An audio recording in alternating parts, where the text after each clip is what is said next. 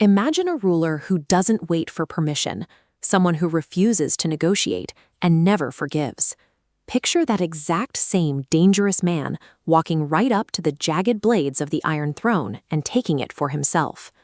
Under King Viserys I, Westeros operated on a system of careful appeasement. The crown relied on slow diplomacy, making constant compromises to keep the powerful noble houses satisfied and the realm at peace. Damon operated on a completely different wavelength. He was driven by pure instinct and absolute dominance. Where others hesitated, he simply acted, completely ignoring the consequences. This network map shows the delicate diplomatic ties holding Westeros together. The moment Daemon takes power, those ties shatter. The existing balance of power is instantly overwritten by aggressive, centralized Targaryen dominance. This leaves us with a critical question. Does injecting that kind of unfiltered, aggressive strength into a political system forge an unbreakable empire, or does it guarantee the realm's swift and violent destruction? The stream of ravens between the great houses and the capital would stop. In its place, the shadow of a dragon wing becomes the primary method of royal communication. Any hint of disloyalty or rebellion would be met with an immediate public response. Entire houses scorched into submission to set an absolute precedent. His mount, Caraxes, wouldn't sit vital as a symbolic royal pet. The bloodworm would act as an unanswerable tool of political enforcement, permanently removing negotiation as an option. In the short term, this enforcement mechanism works.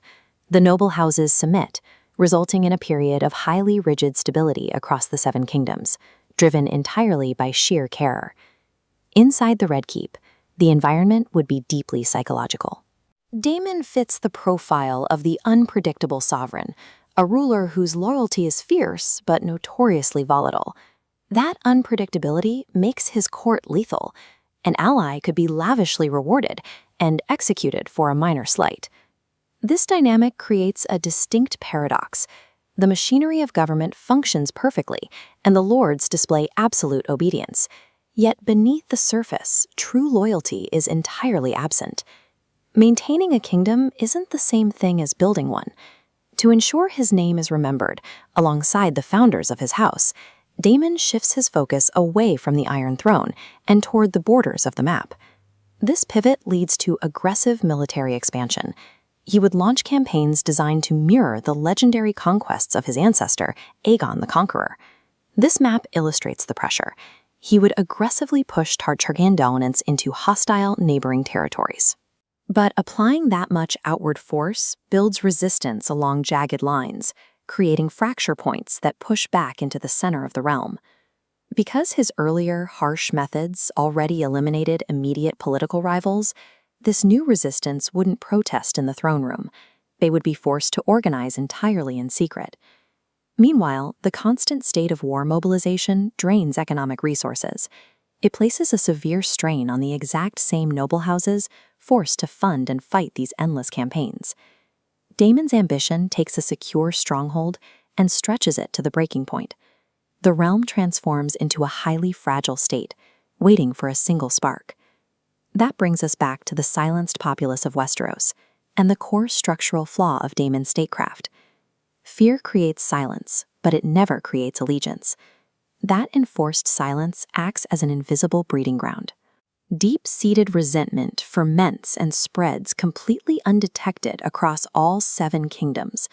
A system built like this is highly vulnerable.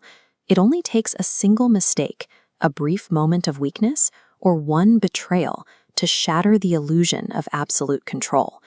Standard medieval uprisings can be contained, but when opposition finally organizes against a dragon-riding tyrant, the rebels know they cannot afford to remain localized. This map tracks how that rebellion escalates. Because Daemon's enforcement is so extreme, the rebels' retaliation must be equally absolute. That one spark triggers a sequence where each burning node ignites the next, until the continent is consumed.